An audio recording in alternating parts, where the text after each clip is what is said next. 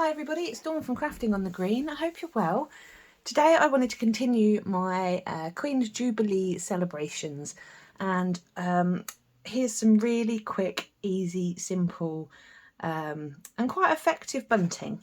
So you can make this as long as you want to. I've obviously only made it quite short just for the purposes of this video. And you can obviously decorate them as well if you want to add flowers, or you could add some words, so you could have party written on it, or Jubilee, or anything like that. But I just wanted to show you the basics for now. I do have some more bunting that I'm going to show you, which is a bit more involved, but that's for another day. So yeah, let me show you how to make this one. This is my mini bunting. So I'm going to pop this aside. And I've tried to do this so that it's something that the kids can do as well. It's something nice and easy. It's, you know, nothing complicated about this at all. So first of all, we need, so I've got some Pacific Point, and I've got, if I've got enough there, I have a new pack. I probably should have prepared this, a nice new pack of real red. Let me get a sheet of this out.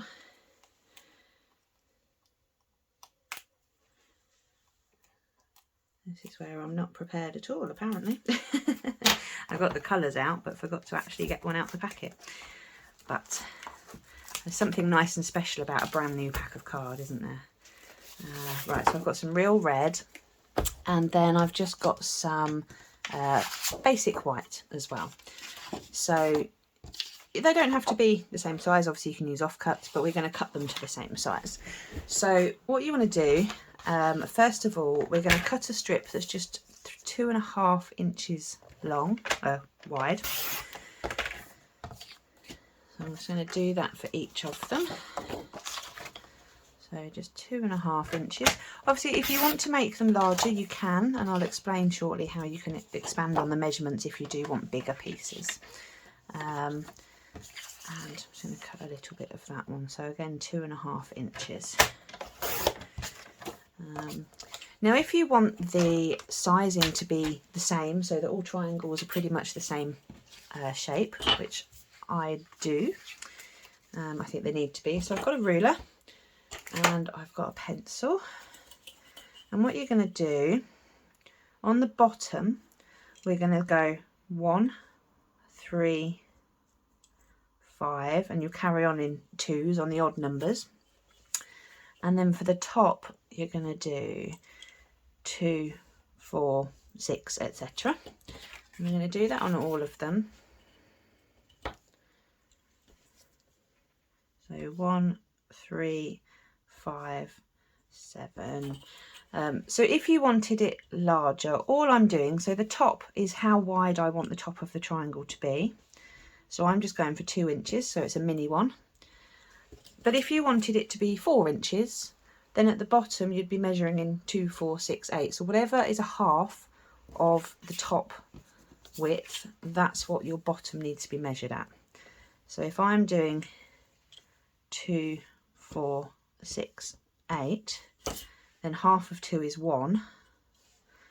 So we'll start with 1, but then you still go up in the same increment as the top.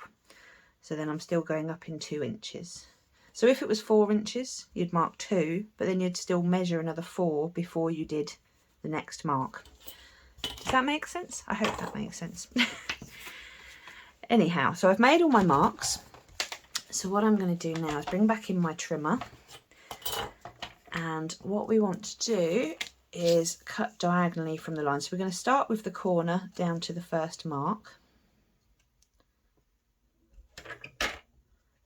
Try and keep that lined up.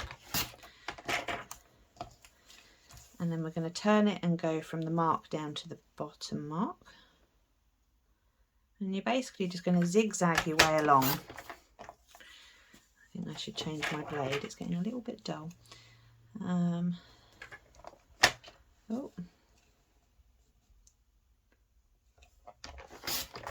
Okay, I'm just going to do a couple of red ones as well. So again, so from the corner down to the first mark.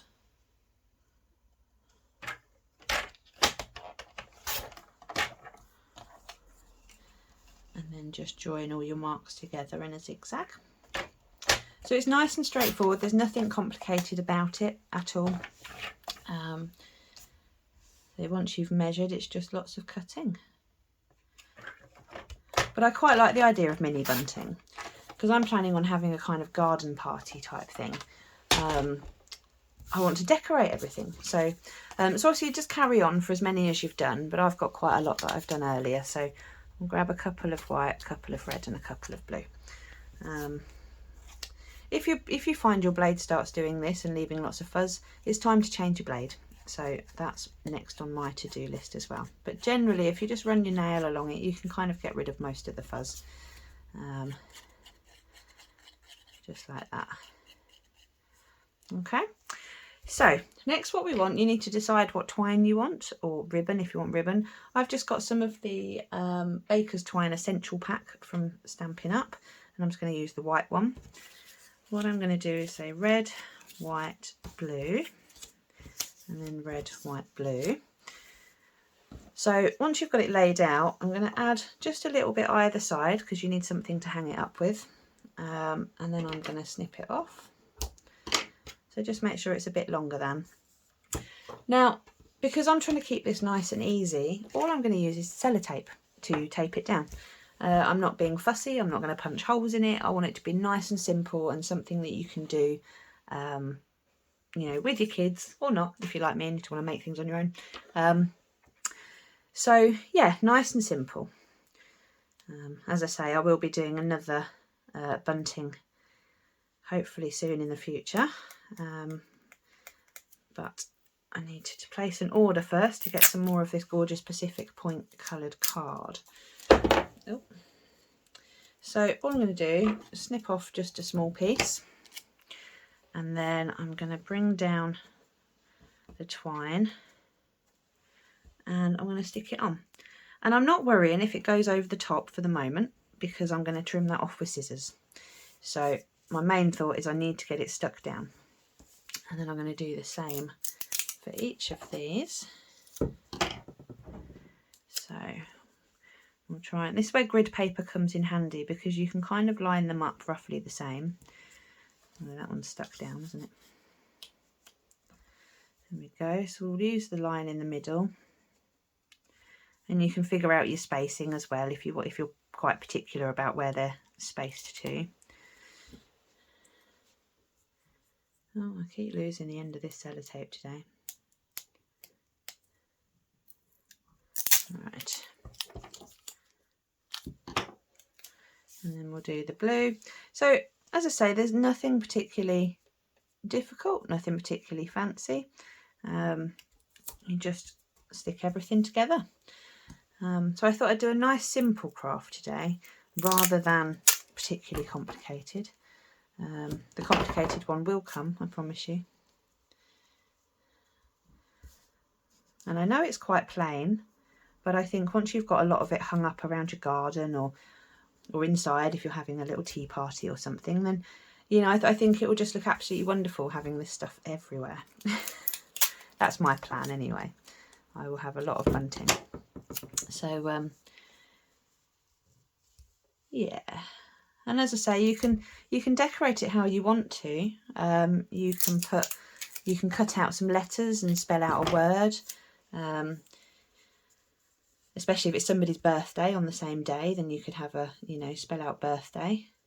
So yeah, there's lots you can do with it, but I just wanted to show you the basic, how to get your bunting to start with.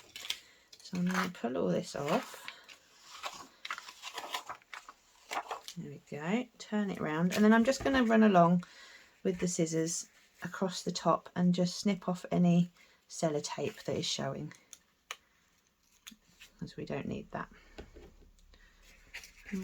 Managed to miss a bit there.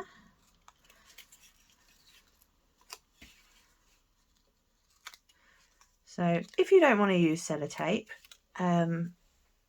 you can punch little holes in each corner and then thread the ribbon through or the twine through. The reason I didn't on this one is because it's a mini bunting. My hole punch would look quite big really, and from past experiences, if you just try and pierce a hole through, that's great, but trying to get twine and ribbon through it is a bit of a pain. So so I'm really not worrying about that. And plus no one's going to see the back once you've displayed it. But there you go. So it's just a really cute, simple way of prettying up your Jubilee party. So there you go. That's it. So thank you very much for watching for today. I hope you give it a go. It's a nice way to brighten things up, isn't it? I love bunting. But yeah, so don't forget, I'm Dawn from Crafting on the Green. If you haven't subscribed already, please do. I am trying to make sure I get videos out at least once a week. And yeah, and ring the bell if you want to be notified of when I put out more videos. So thank you very much. Happy crafting. Take care.